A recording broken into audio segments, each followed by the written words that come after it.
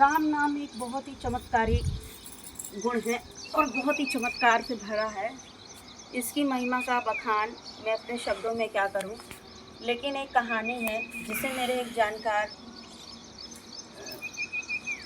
Uncle जी ने मुझे बताया था। वो हमारे यहाँ अधिकतर आते हैं। उन्होंने अपने जीवन की एक घटना बताई कि बहुत ज़्यादा परेशान रहते थे, बहुत ही ज़्यादा परेशान रहते थे। इतना ज़्यादा हर प्रकार से, पत्नी से भी परेशान, बच्चों से भी परेशान, शारीरिक कष्ट से भी परेशान, आर्थिक रूप से भी परेशान। मतलब ऐसा लगता था कि शायद परेशानियों ने ही उनका नाता है और कुछ नहीं।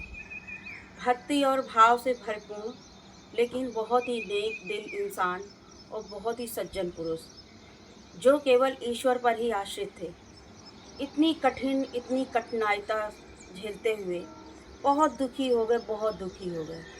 और दुखी होकर के वो एक बार प्रयागराज के इलाहाबाद के तट पर पहुँचे, जहाँ पर लाशों को जलाया जाता है।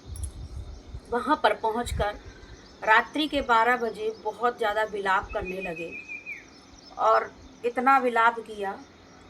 अब चूँकि शमशान है तो शमशान में कोई पुण्य आत्मा तो मिलेगी नहीं, तो रात्रि के समय एक प्रेत आया। अब प्रेत ने आकर उनसे कहा कि भाई क्यों रो रहे हो? तो उन्होंने कहा, तुम कौन हो, तुम मेरे सामने आओ। तब वो कहता है कि मुझ में इतना सामर्थ्य नहीं है कि मैं तुम्हारे सामने आ सकूं, लेकिन हाँ, मैं जो तुम चाहते हो वो तुम्हारी समस्त इच्छाओं को मैं पूर्ण कर सकता हूँ। तब उन्होंने कहा कि तुम मेरे सामने क्यों नहीं आ सकते हो? बोले कि तुम ईश्वर के अनुयायी हो और तुम बहुत भक्ति करते हो।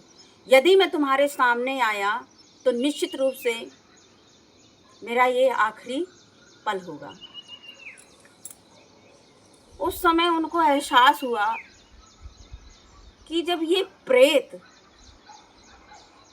मेरे सामने आने पर मेरे भजन से इतना डर रहा है कि मेरे सामने नहीं आ सकता है और समस्त वस्तुओं को प्रदान कर सकता है, तो क्या मेरे तप में इतनी शक्ति नहीं है, या मैं अपने तप को आज तक इतना पहचान नहीं पाया? तब फिर वो वहाँ से चले गए।